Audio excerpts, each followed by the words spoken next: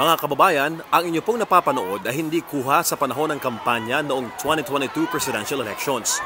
Dahil latest video ito ni Pangulong Bongbong Marcos sa kanyang pagbisita sa mga Pinoy sa Lucky Plaza Mall sa Singapore, linggo ng tanghali, September 17. Noong election period, normal lamang ang mala rockstar reception kay nooy presidential frontrunner Bongbong Marcos. Bagay na nasilayan ulit sa surprise visit ni President BBM sa mga kabayan natin sa Singapore.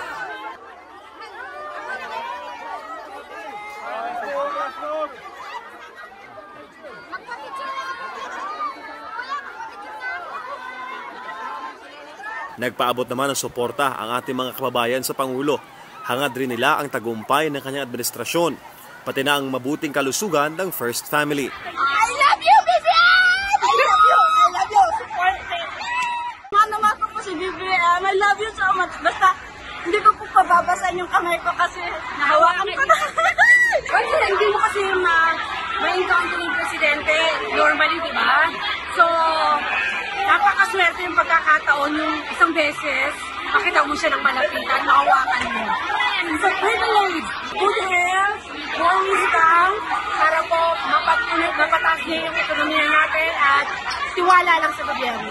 Kasama ni President BBM sa pagbisita sa Lucky Plaza Mall si na First Lady Liza Marcos at Speaker Martin Romualdez.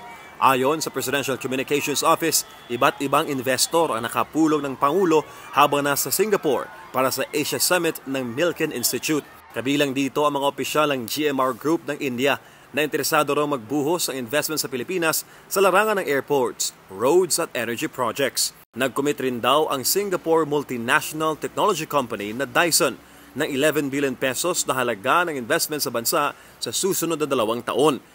Pati na ang Malaysian retail specialist na Valorem Group na nais na mag-expand ang operasyon sa Pilipinas sa pagtatayo ng airport outlets. Para sa Diyos at sa Pilipinas kong mahal, MJ Mondehat, SMNI News.